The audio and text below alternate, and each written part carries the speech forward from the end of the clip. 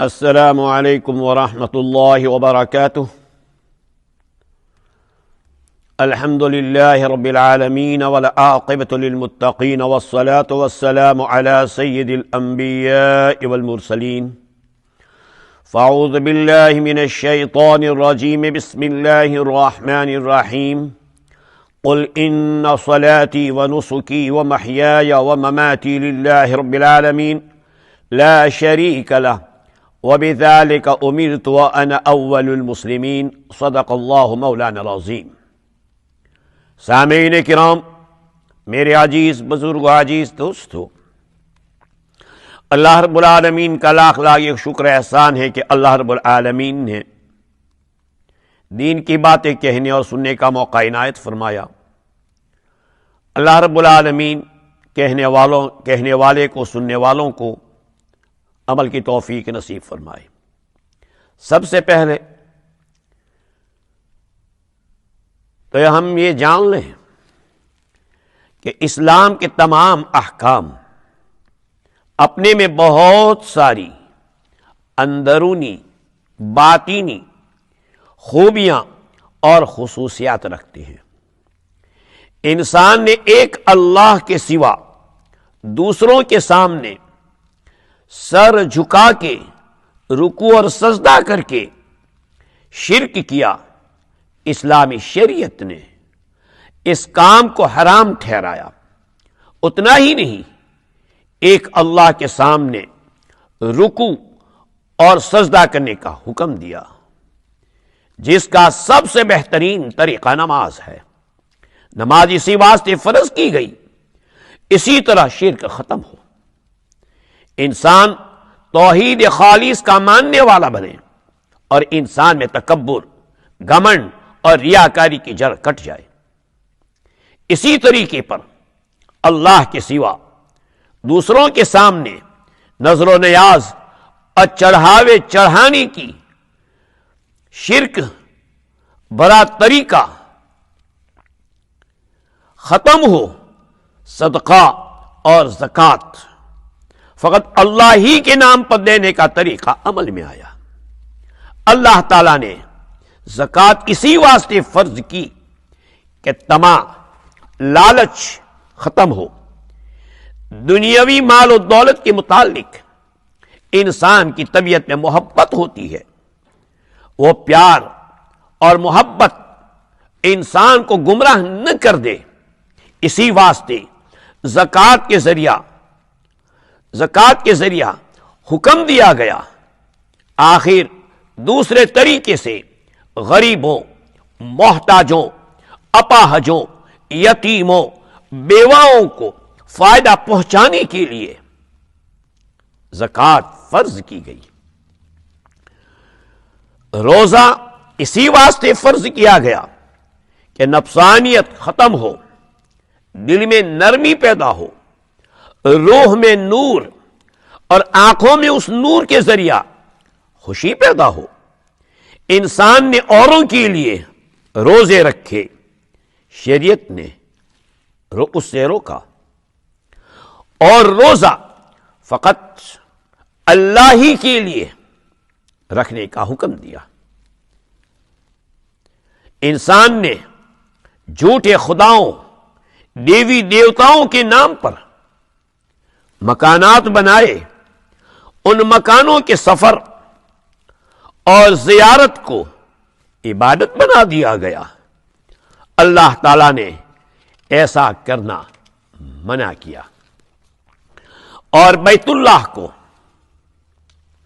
اللہ کا گھر قرار دے کر عبادت کا طریقہ بھی فقط اللہ ہی کے لیے خاص کر دیا گیا، اور حج فرض کیا۔ حج کی فرضیت کا سبب اور وجہ یہی ہے کہ وطن کی راحت، گھر کا چین، گھر کا سکون، مال اور اولاد کی محبت، رشتہ داروں اور دوستوں کی ملنے جلنے سے الگ ہو۔ اسی طرح اسلام کے حکموں کی چاہت ہی قربانی اور بلیدان اوپر رکھی گئی۔ ان حکموں پر عمل کرنے سے انسان حقیقت میں اپنے نفس کی غلامی کو ختم کر کے حق سبحانہ و تعالی کا خالص بندہ بن سکتا ہے۔ قل ان صلاتی ونسکی ومحیای ومماتی للہ رب العالمین لا شریک لہ وبذالک امرت وانا اول المسلمین۔ میری نماز، میری قربانی، میری زندگی، میرا مرنا، میرا جینا، یہ سب کچھ تمام عالم کے پروردگار کے لیے ہی ہے، جو تمام جہانوں کا پالنے والا ہے۔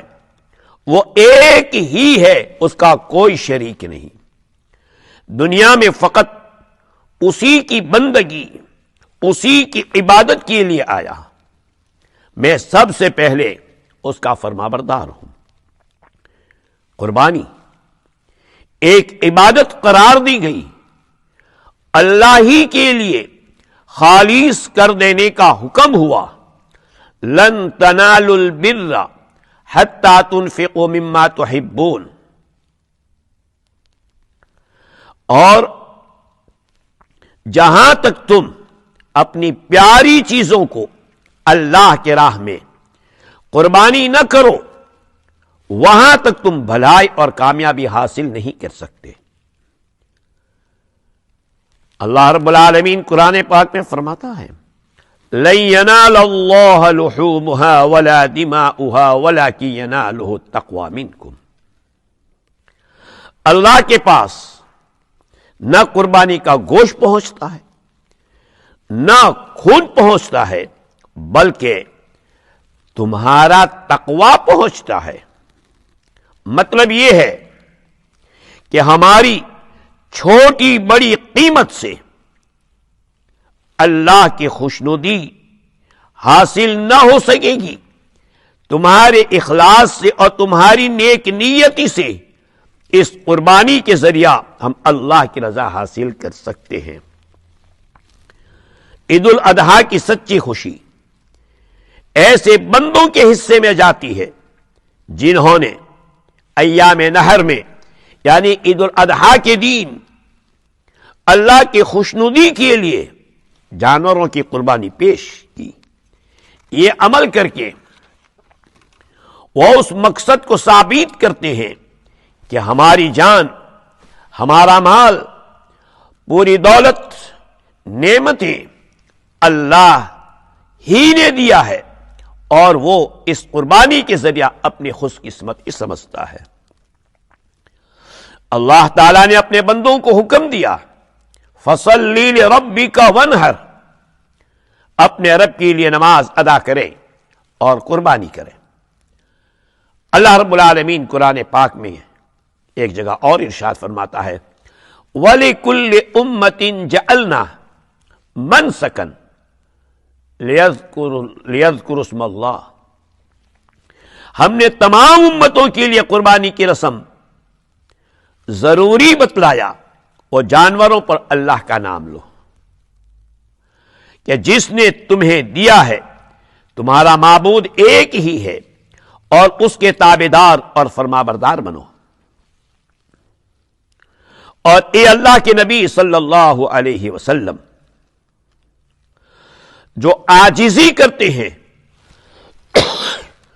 ان کو بشارت دو، جہاں تک قربانی کی چاہت ایمان والوں میں پیدا نہیں ہوتی وہاں تک دعوت و تبلیغ اور دین کو قائم کرنے کا حق ادا نہیں ہوگا۔ ابراہیم علیہ السلام میں جان قربان کرنے کا یہی جذبہ تھا، جس کی بنا پر اپنا قربانی بھرا کارنامہ قیامت تک بطور نمونہ پیش ہوتا رہے گا، اور آپ کی یہ سنت پر ہمیشہ عمل ہوتا رہے گا۔ سامعین کرام، عزیزان ملت، میری ماں اور بہن ہے، آج ایمان والا یہ سوچتا ہے جانوروں کا خون بہانے سے کیا ملے گا؟ نعوذ باللہ کچھ مسلمان ہی کہتے ہیں کہ ہم جانوروں پر ظلم کرتے ہیں. نعوذ باللہ. جس کام کو اللہ نے حکم دیا، کیا اللہ نے ظلم کا حکم دیا؟ نعوذ باللہ. یہ اللہ کا حکم ہے. اسی واسطے میرے اور آپ کے آقا سرکار دو عالم صلی اللہ تعالی وسلم کا فرمان مبارک ہے کہ عید الاضحیٰ کے دن ایام نہر میں اللہ کے نزدیک جانور کا خون بہانے سے اور کوئی چیز پسند نہیں ہے. چاہے تم ہزاروں ڈالر تم خیرات کر دو، اللہ رب العالمین اس سے اتنا خوش نہیں ہوگا جتنا قربانی کا جانور ذبح کرنے سے اللہ خوش ہوتا ہے. اور سامعین کرام، یہ بھی سن ابراہیم علیہ نبینا علیہ الصلوۃ والسلام کی جو قربانیاں ہیں، بڑی بڑی قربانیاں ہیں، وہ قربانیوں کے بعد دعا مانگی ہے، اور اس دعا کے بدلے میں ان کی نسل میں میرے اور آپ کے آقا سرکار دو عالم صلی اللہ تعالی وسلم پیدا ہوئے. اسی واسطے نبی کریم صلی اللہ علیہ وسلم کا فرمان مبارک ہے کہ میں ابراہیم علیہ السلام کی دعا کا نتیجہ ہوں. ابراہیم نے مجھے مانگا ہے. سامعین کرام، چاہے دنیا کی چیز ہو، وہ بھی قربانی چاہتے. جہاں تک قربانی نہیں دیں گے دنیا کی چیز حاصل نہیں ہوگی. کھانا ہی دیکھ لو، کتنی بڑی قربانی ہے. مزدوری کرنا، شاپ میں جانا، اناج لانا، کھانا پکانا، پھر جا کر کے وہ نوالا بنتا ہے. دنیا کی ڈگری حاصل کرنا سالوں کی قربانی ہے، پیسوں کی قربانی ہے، وقت کی قربانی ہے. تو کیا دین بغیر قربانی کے ہمیں مل جائے گا؟ دین بھی قربانی چاہتا ہے. ہر نیک کام کے لیے اپنا وقت دینا یہ قربانی ہے. نماز کے لیے وقت نکالنا، اپنی نیند کو قربان کرنا، بستر کو چھوڑنا قربانی ہے. ماں باپ کی خدمت کے لیے وقت نکالنا،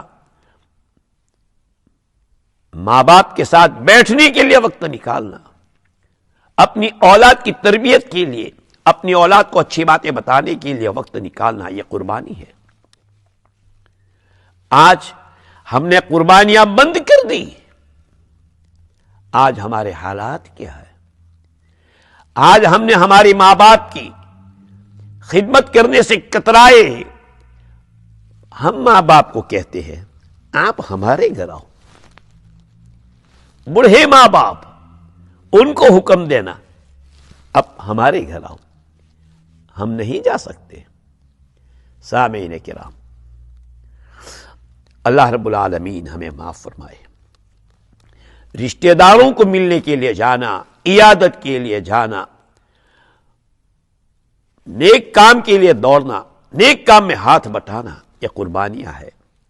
عزیز سامعین کرام، ضرورت پڑے مال کی قربانی، ضرورت پڑے وقت کی قربانی ہم دیں گے انشاءاللہ. اللہ کی ذات سے امید ہے کہ اللہ رب العالمین ان قربانیوں کے عوض میں ہمیں دنیا میں بھی نوازے گا، آخرت میں بھی نوازے گا. دعا ہے کہ اللہ رب العالمین کہنے سننے والوں کو عمل کی توفیق نصیب فرمائے. اللہ رب العالمین ہمارے بیماروں کو صحت اور عافیت بخشے. اللہ رب العالمین ہمارے مرحومین کی مغفرت فرما کر جنت الفردوس میں اعلیٰ مقام عطا فرمائے. اللہ رب العالمین اس بیماری سے جو دنیا میں چل رہی ہے اللہ اس سے ہماری حفاظت فرمائے. آمین. وآخر دعوانا ان الحمد للہ رب العالمین.